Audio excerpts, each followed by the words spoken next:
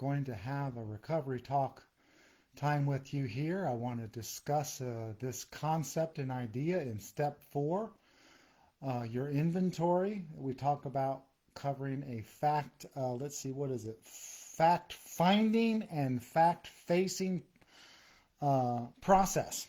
All right. And so here on, that's on page 64, by the way. So I want to start off just by reading a paragraph off page 64 and then go over to 63 for just a second. Then I want to talk to you. I'm going to have a TMI session with you today, okay? A TMI session, yeah.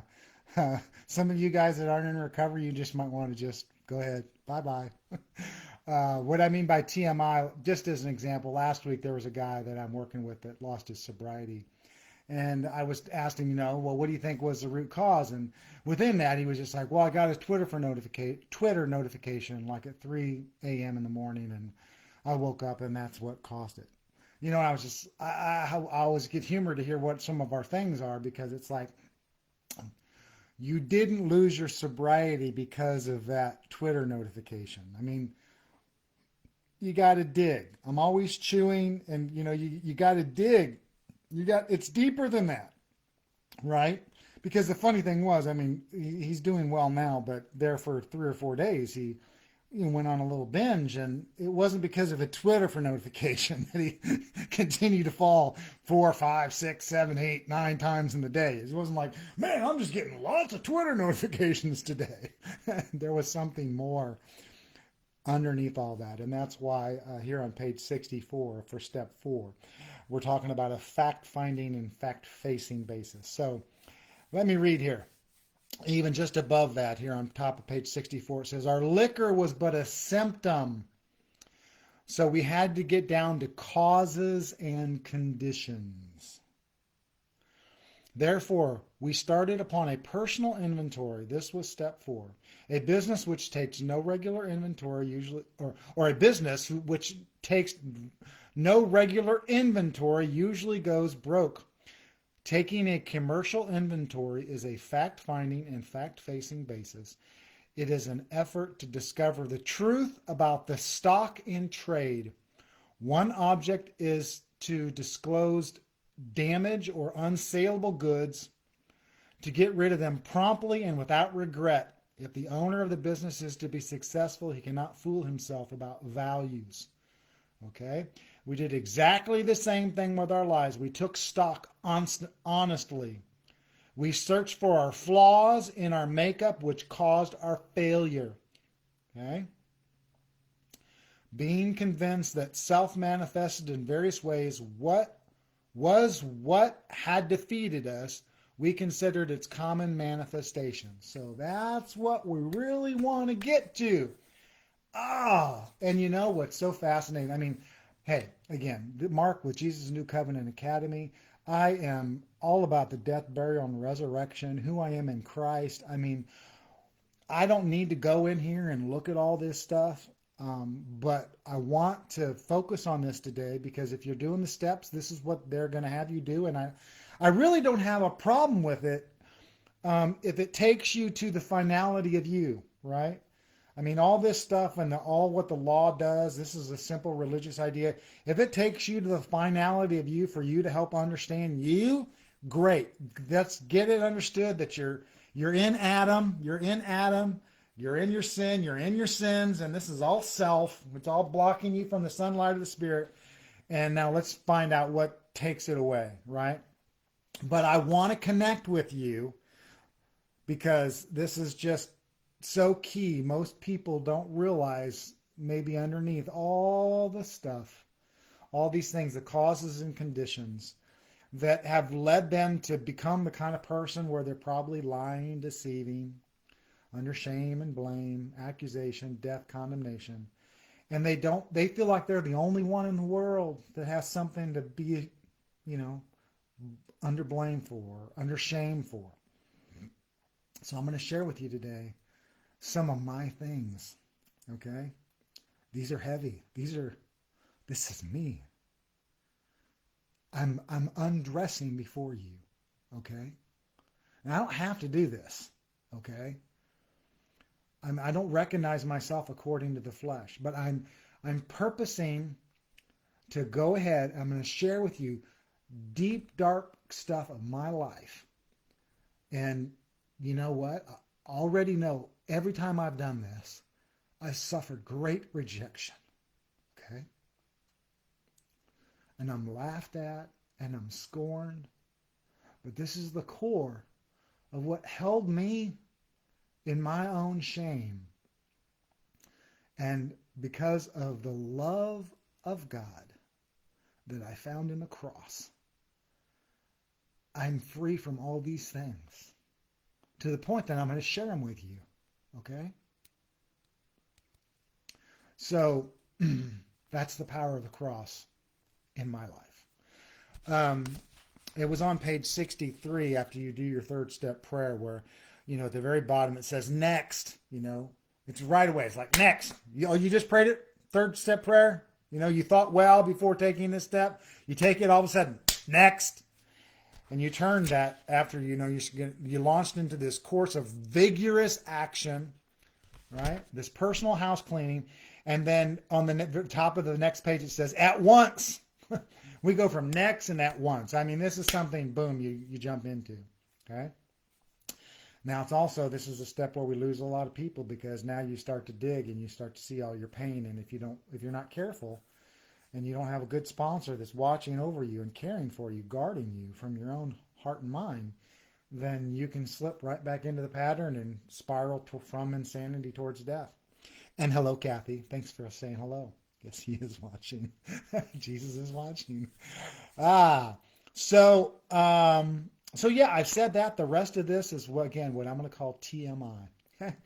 So even maybe to start this off, it was probably, I'm going to put a link here after I'm done of a video that I did that's the foundation chart. When you walk into a 12-step recovery room, the ones that I went to, based on the big book of Alcoholics Anonymous, we took this chart and I've put it together with presentation notes. And I cover every part on this chart.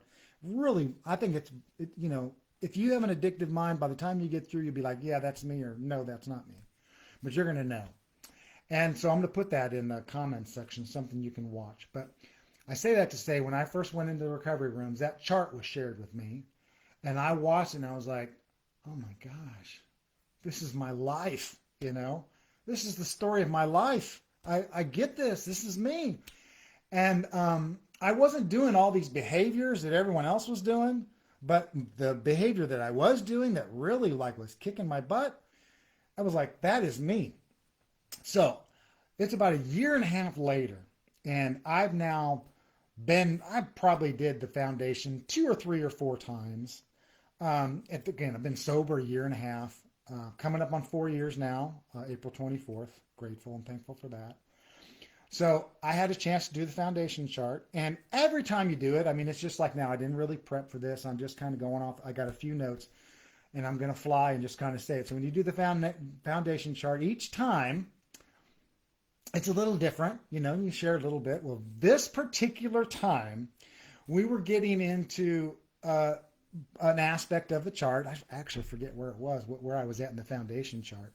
I think I was just talking about how, when you work these steps and you all these things that are blocking you, all this selfishness and the pride and, you got selfishness, dishonesty, resentment, fear, all these things. And you start to have these blocks removed. You start to feel like the sunlight of the Spirit is starting to break through.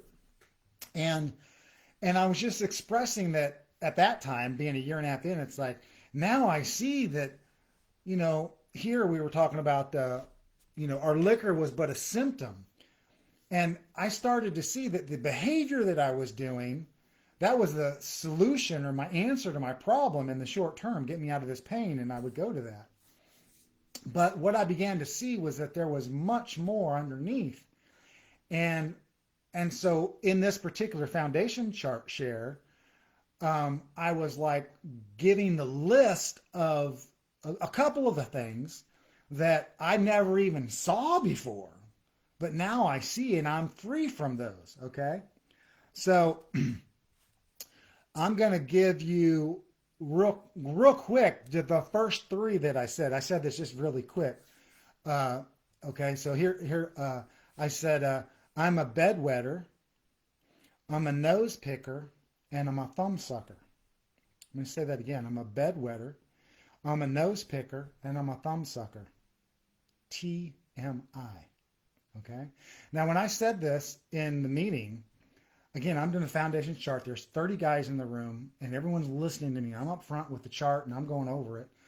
And I said, when you go through this, you're going to find out, that you're not only going to just find it's the fact-finding, fact-facing basis. You're going to see your causes and conditions, but you're going to see some of your deeper things that were underneath that always made you scared and felt like an unlovely creature and things that would make you reject me. Okay.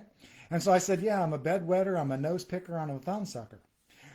A guy in the back of the room, I mean, they're all over. A guy in the back of the room, sober 7 years, bust out laughing. Never heard that one before. That's going on my list. This guy is a guy that's worked with hundreds of guys in recovery, the leader of our group. And he's laughing, and he's like, wow. And then afterwards, he came up to me and he was just like, hey, dude, I'm sorry. He's like, I'd never heard someone say that they were a bedwetter, a nose picker, and a thumb sucker. And I said to him, I said, that's okay. I forgive you. No problems at all. I totally get it. Definitely out of the box, out of left field, TMI. But when I got down to the fact-finding and fact-facing basis, my causes and conditions of who Mark is as a person, as a little boy, these are some of those things, okay? So let me tell you about that. So yeah, I never understood it. I was a bedwetter. I would always wet the bed. My mom was always so gracious. For me, I mean, I would set a towel down. I mean, I don't even remember. I don't even think at the time there was plastic. Today you'd put down a plastic thing, right? But I just was always a bedwetter, and I can never really control it. I would always have these dreams where I was going to the bathroom in my dream, and by the time I woke up, that had already happened, and it was all over the bed. So, hey, that wasn't something that stopped when I was 7, 8, or 9. I remember doing it in college. I remember being in my fraternity and realizing what I'd done and was hoping my fraternity brother wasn't going to see. I remember being married and wetting the bed next to my wife and having to work through all of that embarrassment. And can't say that I've done it. I can recollect doing that in like the last 10 years, but I don't know if it'll happen or not. But whenever those kinds of things happen, you've got the guilt, which is from, I did this. But when you start to combine all these things underneath in your cause and conditions, you end up not just saying I'm guilty, i.e. I did that, but you come to shame. I am bad. I am bad. And that's a terrible place to go. And that's what happens in the addictive mind. See, it wasn't that Twitter tweet for that guy.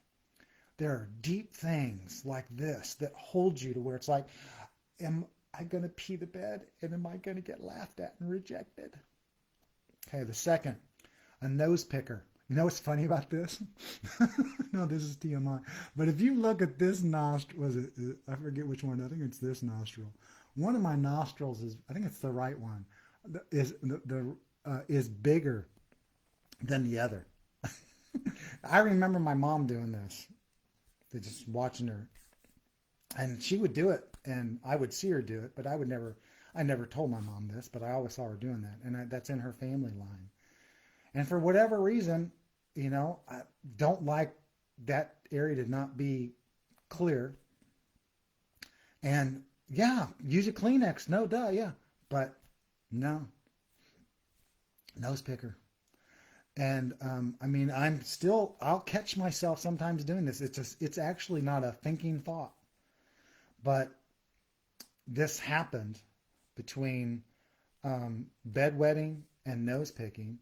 And of course, my brothers and my sisters would pick up on this. And of course, then I was teased for all that, right? And they would tease me for my things, and then I would try to see their weaknesses, and I would tease them for their things. So, yeah, nose picker. So the guilt of every time that I did that, and then the shame, you're an unlovely creature, right? And again, those that I thought loved me, and they do love me, but those that I thought loved me, look what they will do with what they know about me. And now are they going to ever expose me? Like if I have a girlfriend over or a friend, or will anybody in my family, will they ever rat me out and tell others? Because they're doing it right now to hurt me. Yeah, there's a lot of that underlying stuff in all of this, guys. Okay, the next one, thumbsucker. Now, when I say this, and when I said it that day, I was like, I am a thumbsucker. I didn't say I was a thumbsucker. Even today, I'm not saying to you I was a thumbsucker. I'm saying I am a thumbsucker. I still find myself today sucking my thumb. I don't understand it. But it's just something that, I don't know if it's comfort or what. I don't know. I don't understand it. I can't even get into within this video the depths of times when I've been caught, or my mom walked in, or my brothers walked in, and just hear him. I don't know how many times my wife of 25 years walked in on me, and kind of like, here I am. I'm like, da, da, da. I'm like, here I am. And then she walks in. I'm like,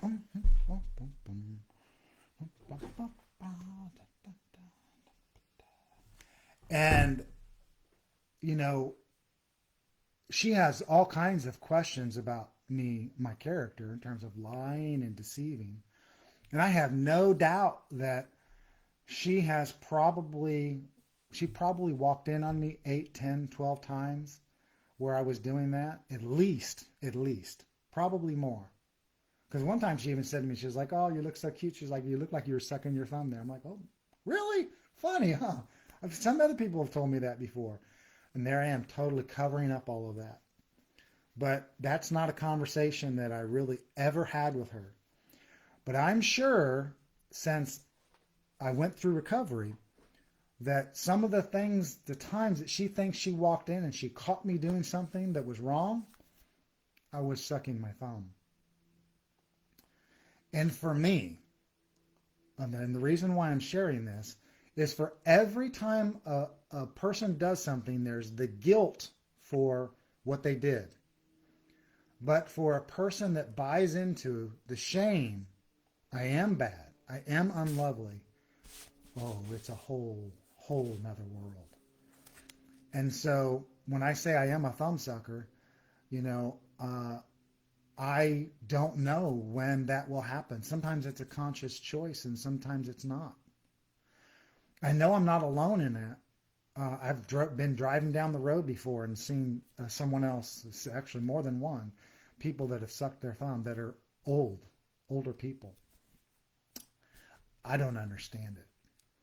But because I know that I'm loved and accepted as I am now, and I really have come to believe that love comes from him, and he does love me, and he understands, and he knows me as far as the division of soul and spirit, joint and marrow, all the things,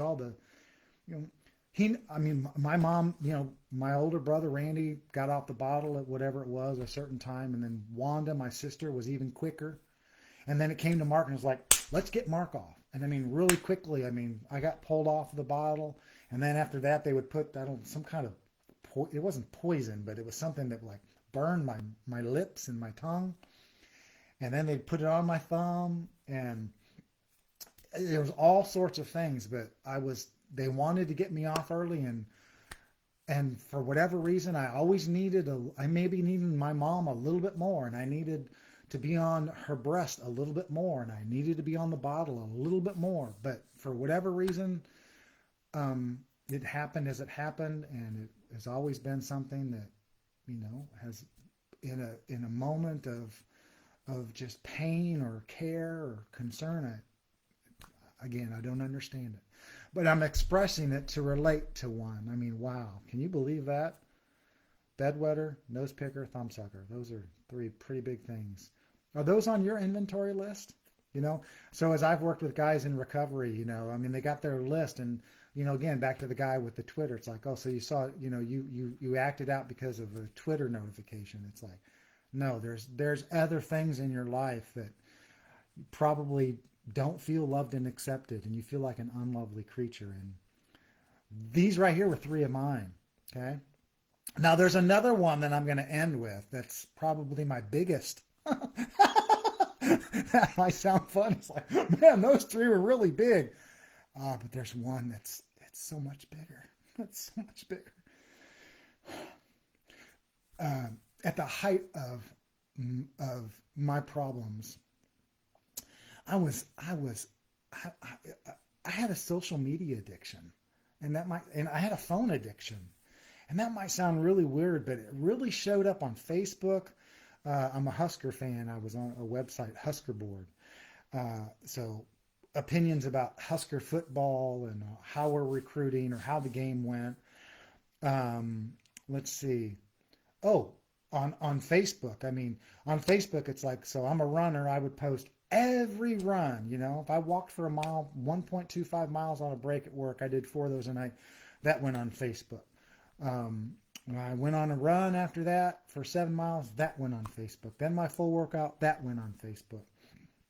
All throughout the day, if I saw, you know, some political comment that, you know, I needed to correct, you know, that went on Facebook.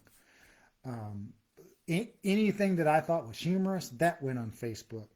But I literally, you know, social media was, you know, I was probably 25 to 50 posts in a day because I worked a graveyard shift.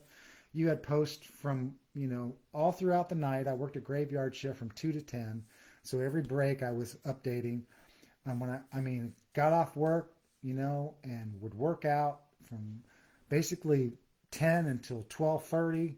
When I was running on the treadmill, you know, I might have something there. I'd say, go sleep from 12:30 to 4, wake up, go do tennis, give an update on tennis and how tennis practice went, how the boys are doing, whatever happened at dinner, go to bed at 8:30, wake up at 12, and start my comments again. I mean, I found out later, I had quite a few friends that had unfriended me or had said, yeah, it was very obnoxious. I received lots of rebuke from close family members about, you know, just what an embarrassment it was. And some of the just public posts where it's like, you know, that was so wrong. But that's in the addictive mind. Again, you get to this consumption part where you need anyone and anything to give you any amount of attention. You know, I remember in high school, you know, certain women, girls that, you know, would be called sluts. And they would sleep with anyone, right? Because they just needed love, okay? You probably all know who that slut was, right? Well, I was a slut. I needed anyone and everything. At the height of my addictive mind, I was consuming anyone and anything that would give me a moment of time. That's what I needed. And so that was just what it was. So the biggest one, and this is hard to share,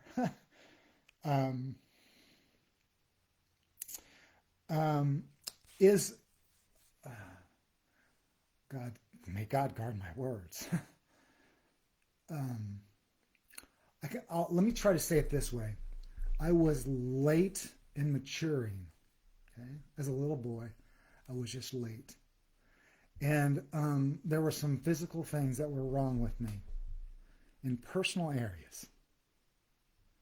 And I had to have surgery done. And the end of all of that was, in that process, I had to learn how to walk again, which wasn't that big of a deal, but that was kind of an experience to go through.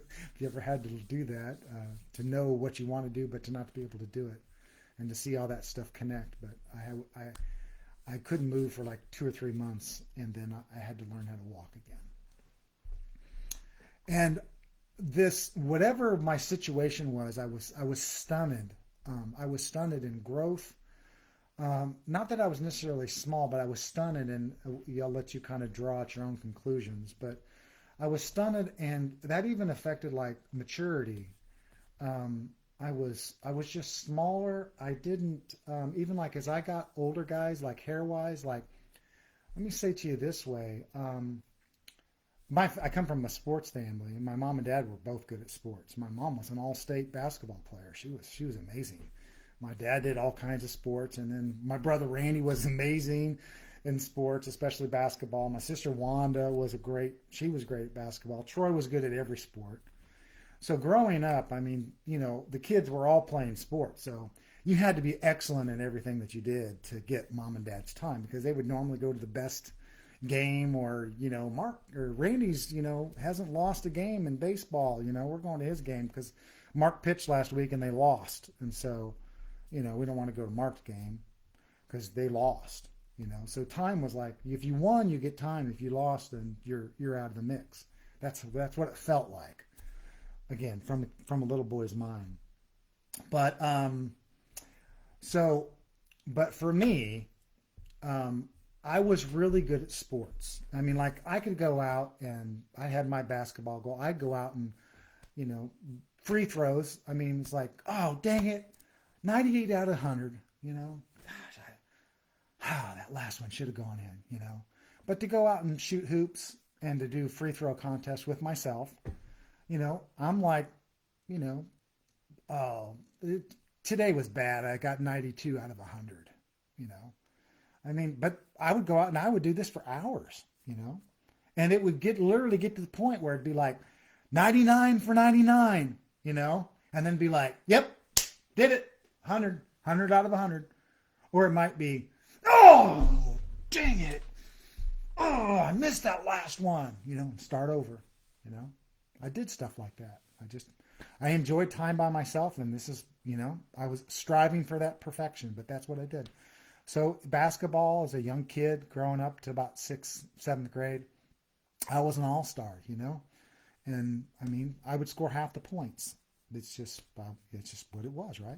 In baseball, I was an all-star pitcher, and I was good enough that I was playing against people that were 2 leagues up, 2 age groups up, and doing really well, Again, Dad didn't come to that last game because I lost. This year I was 11-1 this year, But Dad didn't go to that last, to my last game, which we won because the last week I lost, But there I was again, right? I was an all-star. I was 2 levels under. I was an all-star.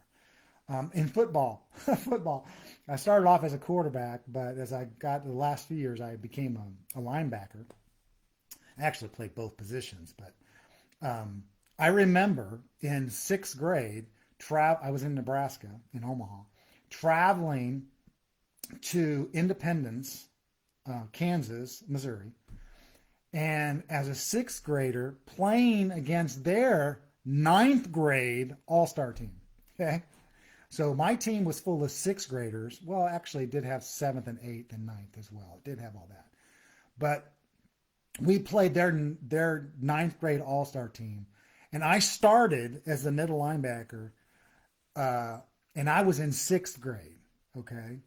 And I'm playing against players that are, 7th, 8th, and 9th grade. And I think it was like 15 tackles.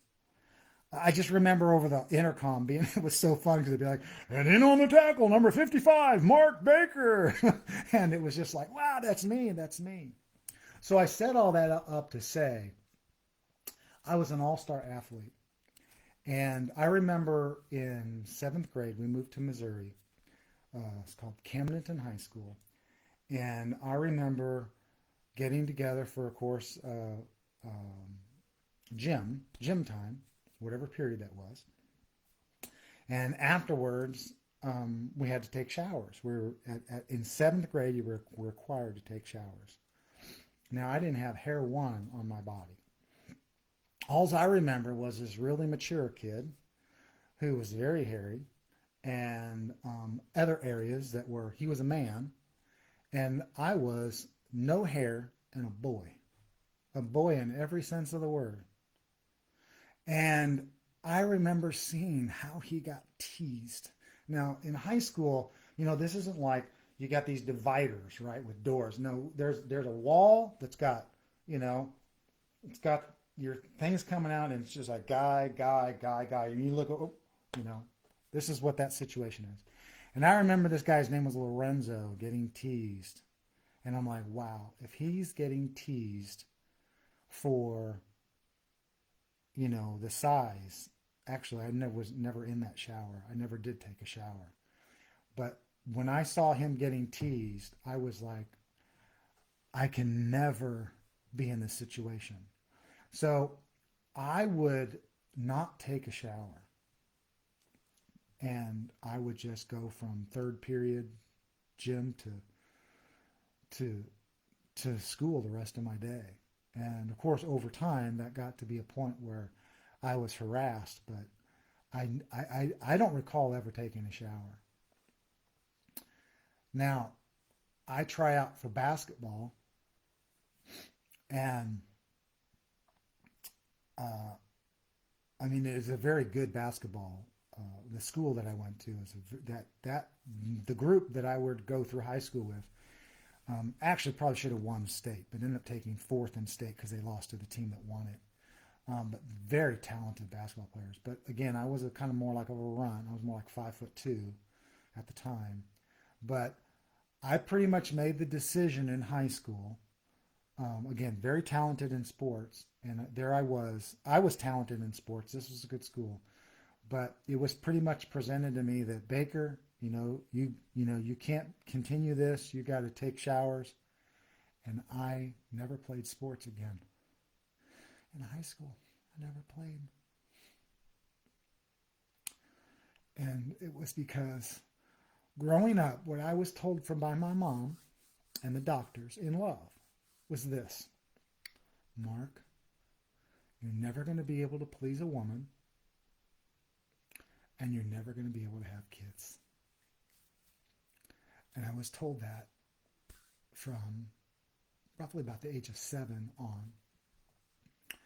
And my mom would always I would find a girl, she'd see me with a girl, I'd bring home a girlfriend, and she'd be like, you like her? And then she would have this conversation she'd work in where she'd be like, okay, well, well, that's all good, but, you just remember you know, you're, you're probably going to go through life and, not be able to be with a girl in the way that you're thinking.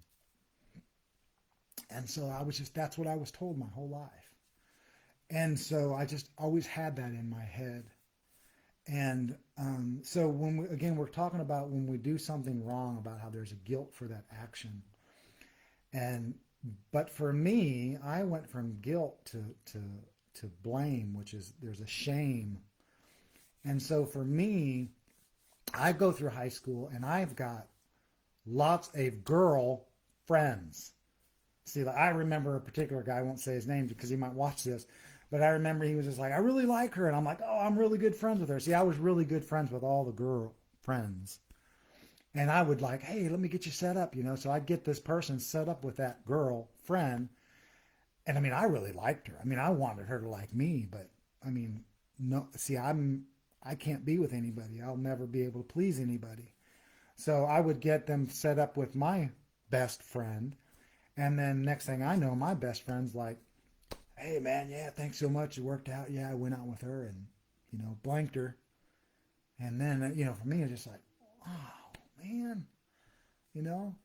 And so I was never a part of that. So then another thing and I didn't actually put this on my list, but I want to share this. So again, I've grown up. You're never going to be able to please a woman. And so in my mind, I'm like, okay. So now, even like right now, as I'm sitting, I've got my legs crossed. Um, I grew up on a family resort. I'm very sociable. I love people. And I had all kinds of girl friends. And then it even came to guys. I'm like, I knew the druggies and I knew, the smart people and I knew all the jocks and I was friends with everybody. I had friends in every group because I'm just, I'll get to know you. I'm accepting. So within all that, then for me also came throughout my whole life. I'm 56 now, but I always seem to be the person, like if you were to talk about a gay person, as I understand the what happens within gay people, it's like there's still like a male side and there's a female side of the gay side, okay? And hey, I'm not saying this with any condemnation or anything in my mind or my heart. That there's nothing mean spirited here. I'm just trying to communicate. So in the gay side of, for like the guy, and I always say I struggle with lust towards, towards Eve. You struggle with lust towards Steve. It's like we all still struggle with lust. But in that relationship of the two males, there's usually a male side and a female side, and I am always perceived as the female side. Okay, this is my emotional makeup, who I am, my mannerisms. Now I come from a background as well that says, you're never going to be able to please a woman. Okay. Now there's never been any temptation or any thought or any struggle for me with anything towards guys. Never. No, not an issue, no problem there whatsoever. I mean, have I had the thought of this or that? Well, thoughts are thoughts. I've had thoughts of all things under the sun. I'd be lying to you, wouldn't be rigorously honest if I didn't say, have I had thoughts of various things? All of us have thoughts. But then if we don't acknowledge that, then the enemy comes in and accusations, oh, so you really want to do that? No, I've never had any desire to do anything with another man. But as it relates to my story, I'm never going to be able to please a woman. And who I am as accepting as a person, I am attractive to gay men. And so that has always brought up wherever I've gone. I'm always being approached by gay men. And so it's just always been like even as I was going over my inventory, it's like, so is there something wrong with me? Is there something bad? I mean, why,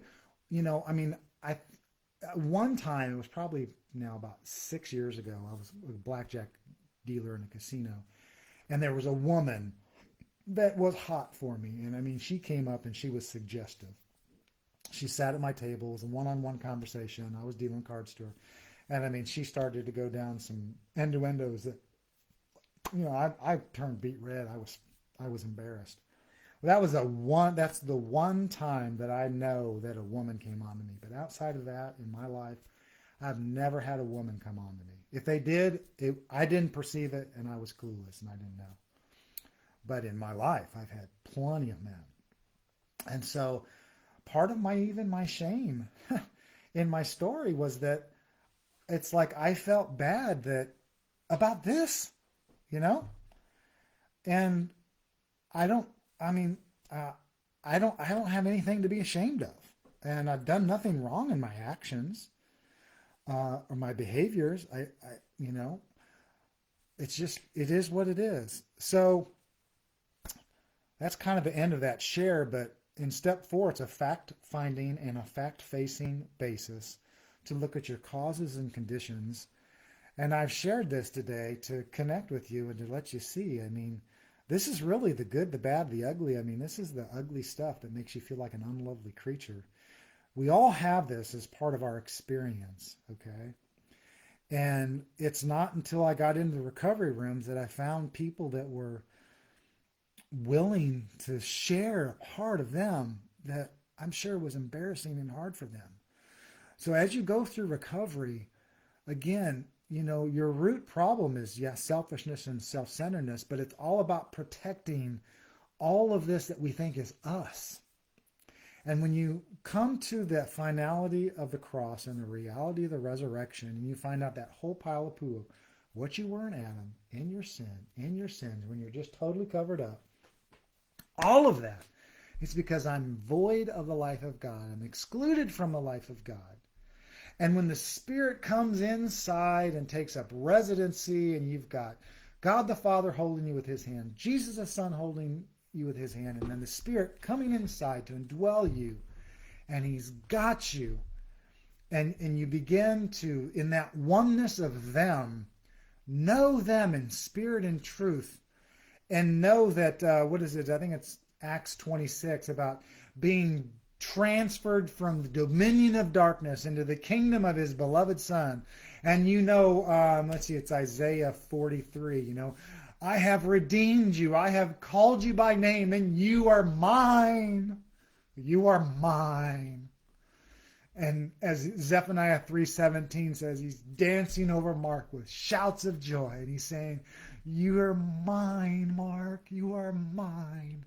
In all the uniqueness that you are, in all your experiences in life, in that living hell that you were in for all those years that took away so many fun things of life. I got you. I love you. I see it all. And I've redeemed you. I've called you by name. I love you. You're mine. And so that's his love for us, God. That's how high and how how high and how wide and how deep and how long is the love of Christ. Nothing can separate us from his love. That cross, that tetelestai that said it is finished, it is paid in full. That love that was demonstrated while we were a sinner and helpless and ungodly and enemy and deserving his wrath. And he's like, you're in that living hell in Adam and sin and your sins. And I'm going to cut it away and take away that heart of stone and all that pain. And I'm going to give you a heart of flesh. And I don't know the verse off the top of my head, but it's in Revelations. But there's a day coming when there's no more pain. No more pain. I so much look forward to that. That pain is going to be removed from my existence. And right now, today, I can live free from that pain. Today. I don't have to wait for eternity. And he's got me. So, again, this is probably should retitle this TMI. But, man, those are some underlying big nuggets to my story. And so I just want to close with this. I'm already forgiving you, for you know not what you do. Whoever will use this to harm or to hurt me, I forgive you, because you do not know what you do. And God loves you, and so do I. This is Mark with Jesus New Covenant Academy. Thanks for joining me today.